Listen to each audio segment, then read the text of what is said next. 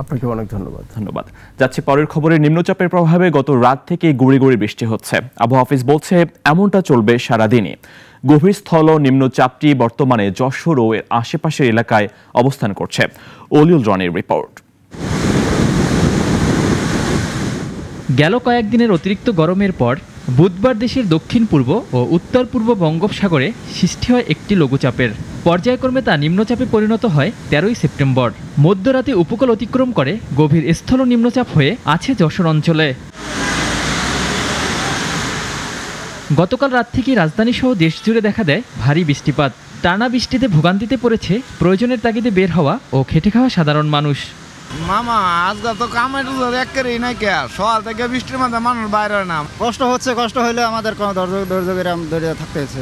বৃষ্টির জন্য তো গাড়ি চালাতে পারছি না, আমরা গরিব মানুষ কি করে খাই। কিডনি ডায়ালিসিস রোগী তো, এখন বৃষ্টির মধ্যে না যাই তো কোনো উপায় নাই। এখন যে বৃষ্টিটা হচ্ছে নিম্নচাপের জন্য, এটা কিন্তু আমাদের প্রত্যাশিত ছিল না। নিম্নচাপটি আরও উত্তর পশ্চিমে অগ্রসর হতে পারে জানিয়ে আগামীকাল পর্যন্ত বৃষ্টিপাতের সম্ভাবনা রয়েছে বলছে আবহাওয়া অফিস। এটি আরও উত্তর পশ্চিম দিকে অগ্রসর হতে পারে। ফলে এটার আমাদের যে বাংলাদেশের যে উপকূলীয় জেলাগুলো আছে সেখান থেকে কিন্তু আরও আস্তে আস্তে দূরে সরে যাবে। দূরে সরে যাওয়ার কারণে বৃষ্টিপাত আস্তে আস্তে কিন্তু থেকেই কমে আসার সম্ভাবনা থাকবে। আবহাওয়াবিদরা বলছেন দক্ষিণ অঞ্চলের নদ নদীর পানি বেড়ে নিম্ন অঞ্চল প্লাবিত হতে পারে। রয়েছে পার্বত্য এলাকায় পাহাড় ধসের আশঙ্কা। একই সাথে দেশের 4 সমুদ্র বন্দরকে 3 নম্বরের স্থানীয় সতর্কতা সংকেত দেখিয়ে যেতে বলা হয়েছে।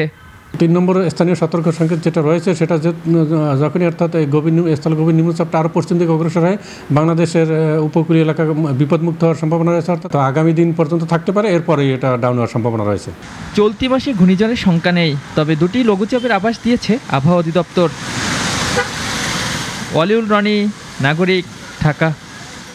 250টিরও বেশি ডিজাইন অপশন নিয়ে ওয়ালটন স্মার্ট ফ্রিজ, বোঝে আপনার প্রয়োজন।